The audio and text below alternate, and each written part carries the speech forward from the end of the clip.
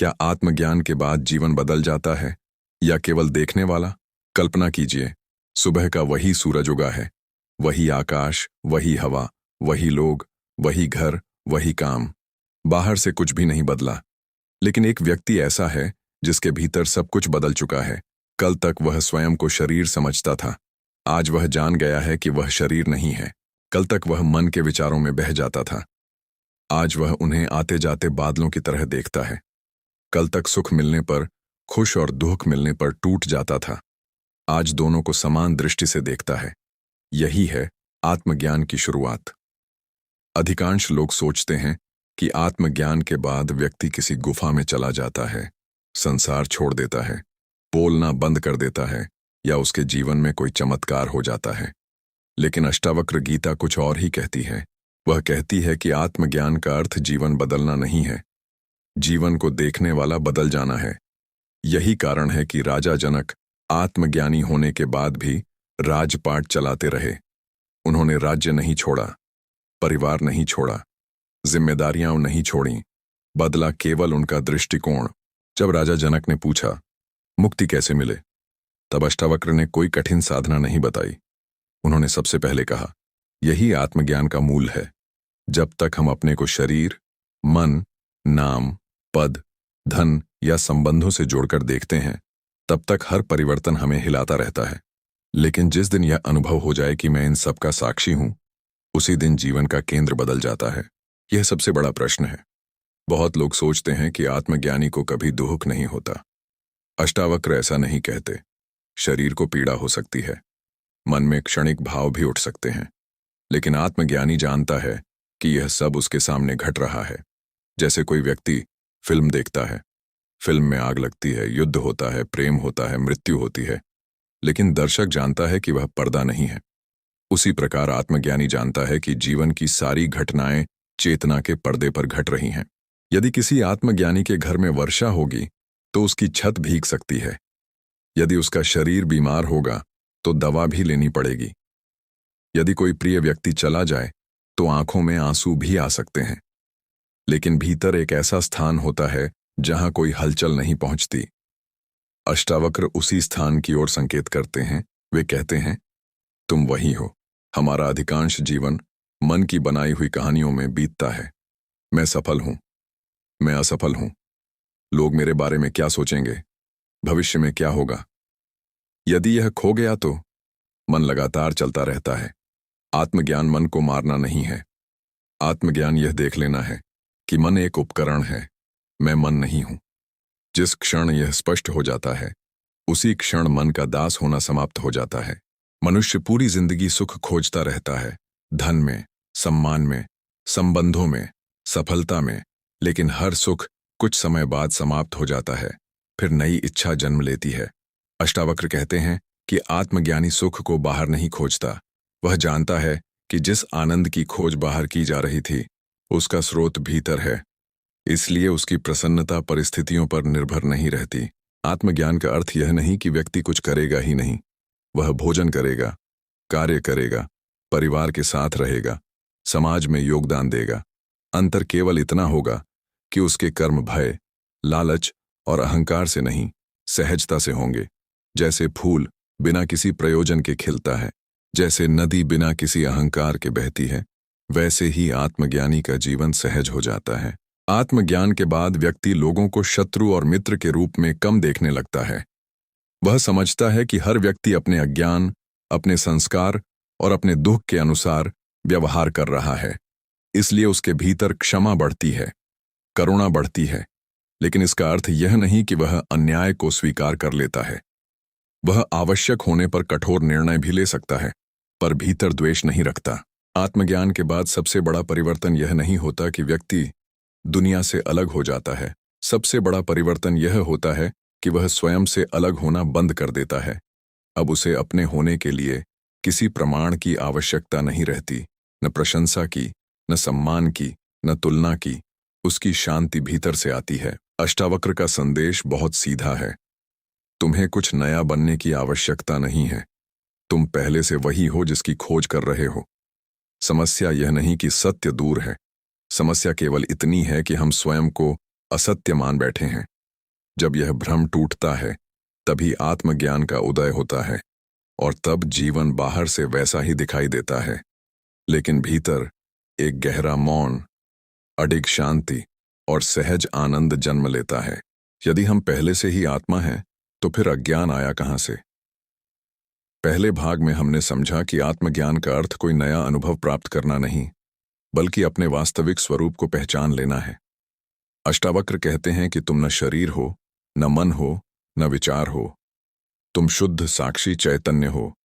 लेकिन यहां एक प्रश्न स्वाभाविक रूप से उठता है, यदि मैं पहले से ही आत्मा हूं तो फिर मुझे इसका ज्ञान क्यों नहीं है? यदि सूर्य हमेशा चमकता है तो अंधेरा आता कहां से है? यदि हम पहले से ही आत्मा हैं तो फिर अज्ञान आया कहां से? पहले भाग में हमने समझा कि आत्मज्ञान का अर्थ कोई नया अनुभव प्राप्त करना नहीं, बल्कि अपने वास्तविक स्वरूप को पहचान लेना है। अष्टावक्र कहते हैं कि तुम न शरीर हो, न मन हो, न विचार हो, तुम शुद्ध साक्षी चैतन्य हो। लेकिन यहां एक प्रश्न स्वाभाविक रूप से उठता है, यदि मैं पहले से ही आत्मा हूं तो फिर मुझे इसका ज्ञान क्यों नहीं है?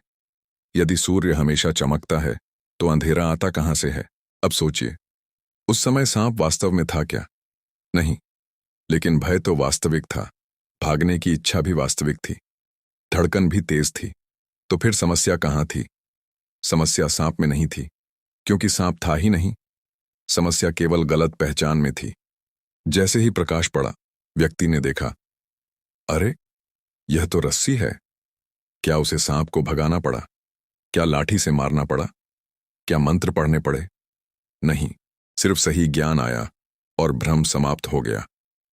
अष्टावक्र कहते हैं कि हमारी स्थिति भी ऐसी ही है।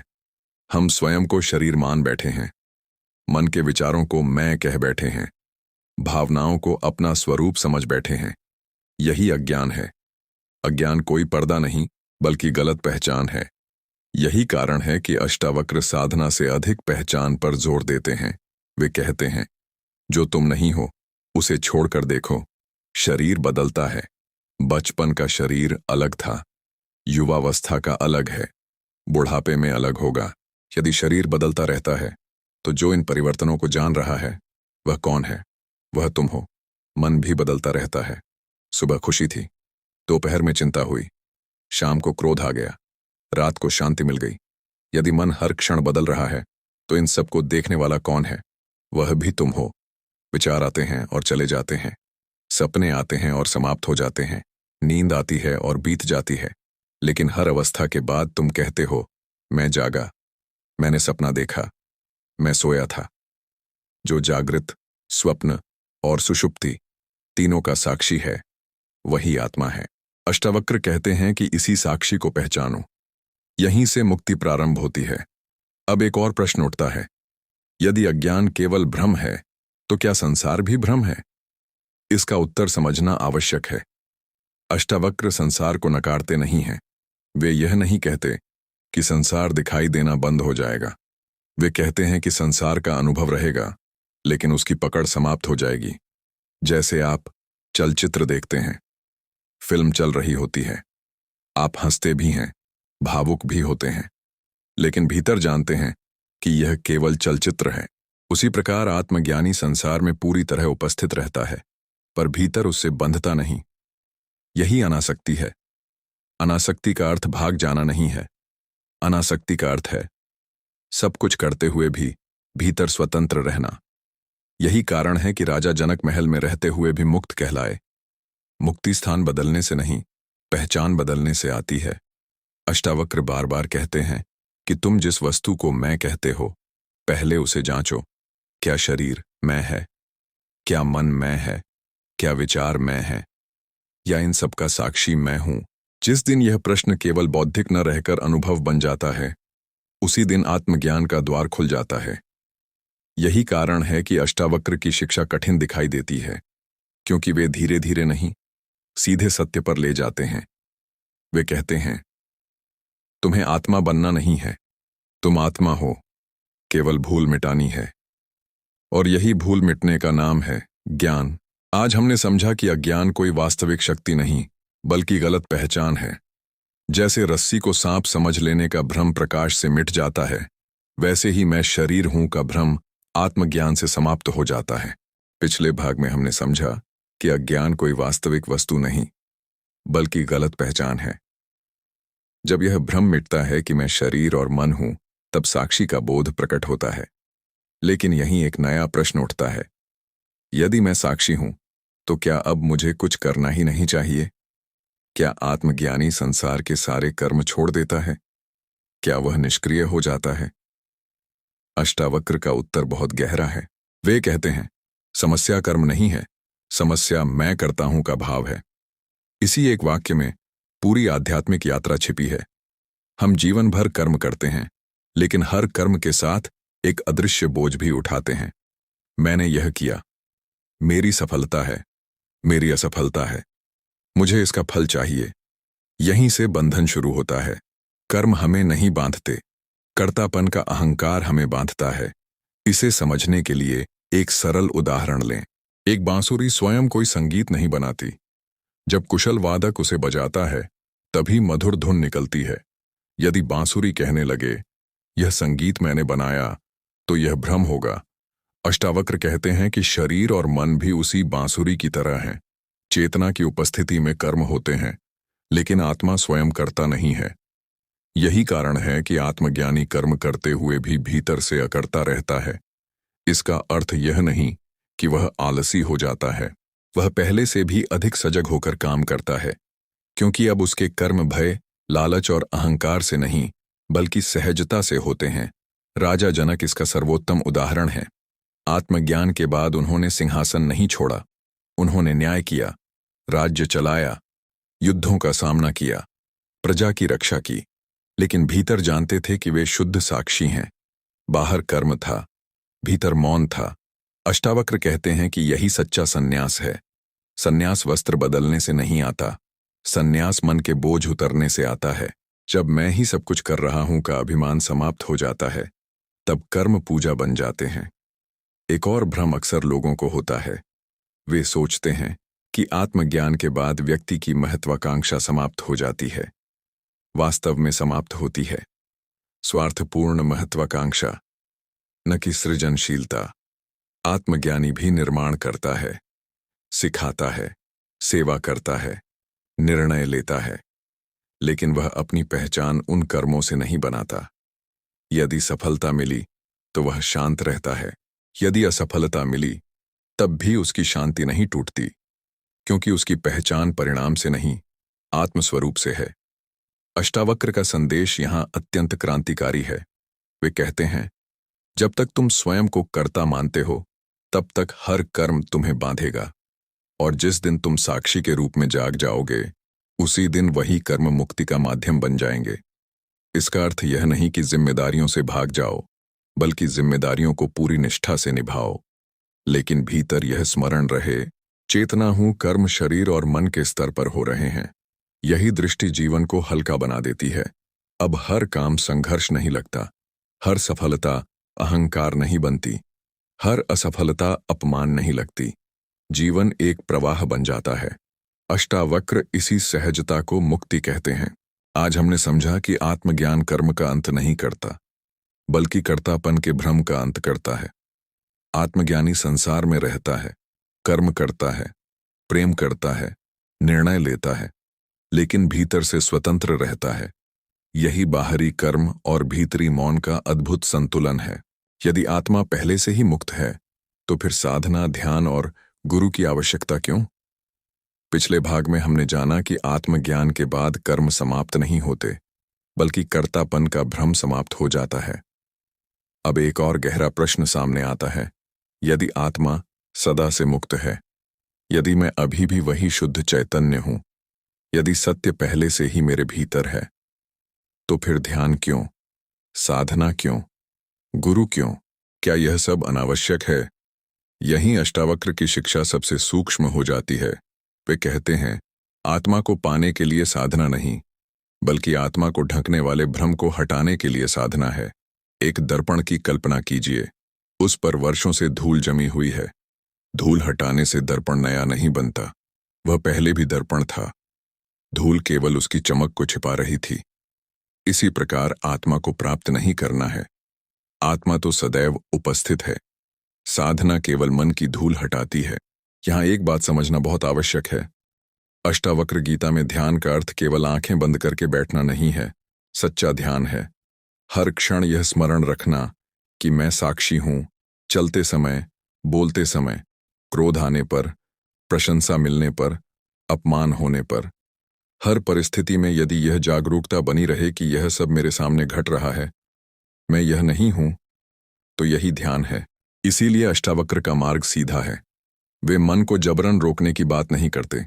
वे कहते हैं, मन को देखो, विचारों को देखो, भावनाओं को देखो, जो देख रहा है वही तुम हो। अब प्रश्न आता है, गुरु की आवश्यकता क्यों? यदि सत्य मेरे भीतर है तो कोई दूसरा मुझे क्या देगा? अष्टावक्र का उत्तर अप्रत्यक्ष रूप से यह है कि गुरु तुम्हें सत्य नहीं देता। गुरु केवल तुम्हारी भूल दिखाता है।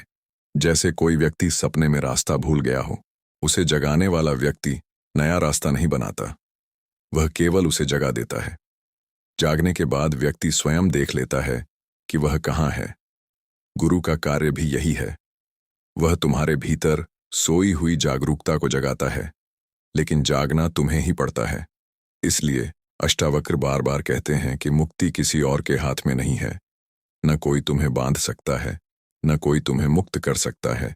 बंधन भी तुम्हारी मान्यता है, मुक्ति भी तुम्हारी पहचान है। अब एक और भ्रम समझते हैं। बहुत लोग सोचते हैं कि साधना का अर्थ है वर्षों तक कठिन तप करना, लेकिन यदि तप के बाद भी अहंकार बचा रहे, मैं बहुत बड़ा साधक हूं, तो अष्टावक्र के अनुसार वह भी बंधन है। सच्ची साधना वह है जो अहंकार को हल्का कर दे, जो भीतर विनम्रता ला दे, जो तुम्हें स्वयं के निकट ले आए, जो तुम्हें वर्तमान क्षण में स्थापित कर दे। आत्मज्ञान भविष्य में मिलने वाली कोई उपलब्धि नहीं है, यह इसी क्षण उपलब्ध है। लेकिन मन हमेशा कहता है, थोड़ा और, अभी नहीं, जब मैं पूर्ण हो जाऊंगा, जब सब समस्याएं समाप्त हो जाएंगी। अष्टावक्र इस छल को पहचानते हैं। वे कहते हैं, जो सत्य अभी नहीं मिला वह भविष्य में भी नहीं मिलेगा, क्योंकि सत्य समय का विषय नहीं है, वह तो तुम्हारा स्वभाव है। तुम्हें केवल उसे पहचानना है। आज हमने समझा कि साधना आत्मा को प्राप्त करने के लिए नहीं, बल्कि आत्मा पर पड़े भ्रम के आवरण हटाने के लिए है। गुरु ज्ञान नहीं देता, जागरण का संकेत देता है। ध्यान कोई विशेष मुद्रा नहीं, बल्कि हर क्षण साक्षी भाव में जीने की कला है। और अष्टावक्र का सबसे बड़ा संदेश यही है, जिस सत्य को तुम भविष्य में खोज रहे हो, वह इस क्षण भी तुम्हारे भीतर पूर्ण रूप से उपस्थित है।